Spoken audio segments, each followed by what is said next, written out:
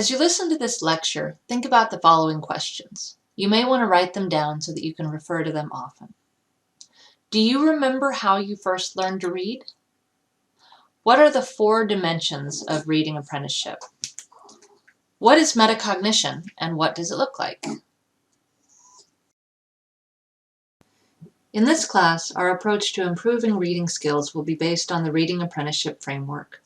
Reading Apprenticeship supports students in becoming expert readers through observing their own reading practices, observing their classmates and teachers' reading practices, and improving their metacognitive awareness. Metacognition refers to the practice of thinking about thinking. In other words, we are going to work on paying attention to what happens in our minds as we take in information and learn how to apply different strategies depending on our reading purpose and how easy or difficult the information in a text is for us to understand and connect with. Research has shown that learning to read is about much more than just learning the meaning of words. Highly skilled readers continue to work on improving their reading skills throughout their lives. Reading is a complex process that requires problem solving, in which readers make sense of text by connecting what they read on the page to their memories, ideas, and prior knowledge related to the topic or format of the text. To do this effectively, readers must work to develop all 4 dimensions of the Reading Apprenticeship Framework: personal, social, cognitive, and knowledge building. The personal dimension of Reading Apprenticeship is about developing your identity as a reader. This includes increasing your reading stamina, how long you can read at a stretch without losing interest or focus, and learning to recognize quickly when you're not absorbing or processing what you are reading. As you explore the personal dimension, the goal is to increase your confidence as a reader and your range so that you will become better at reading all sorts of texts, not just the ones that you enjoy. The social dimension of Reading Apprenticeship is harder to practice online than it would be in an actual classroom. Expert readers increase their reading effectiveness by reading with others. They can learn new strategies from observing the way that other people make meaning from challenging texts. They can also learn more about the way their own minds work by getting feedback when others observe their reading. The social dimension of Reading Apprenticeship also involves working in a group to make meaning from a challenging text.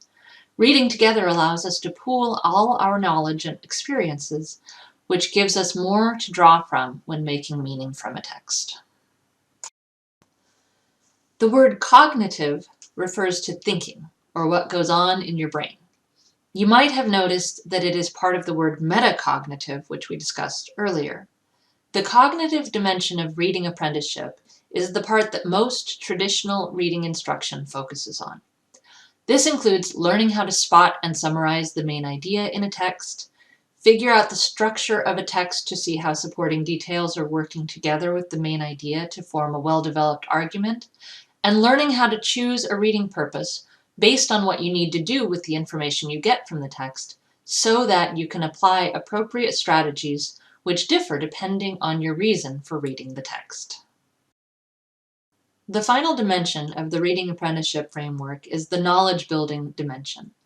All texts must be considered and understood within a greater context. In other words, knowing about who wrote the text, why it was written, when, where, and how it was published, all help us gain a greater understanding of a text.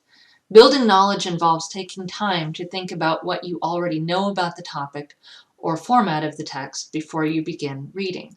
We call this surfacing or activating your schema. Schema refers to your own personal knowledge and experience of the world. When we surface or activate schema connected to a text, we locate neural pathways in our brains that already exist to connect new knowledge to.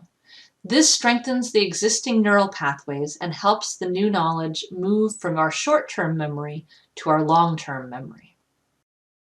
To develop all 4 dimensions, we'll be doing a lot of reading in this class.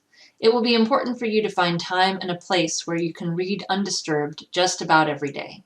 When I'm studying, I turn on my Do Not Disturb setting on my phone so that I don't get distracted, and I go away from my housemates.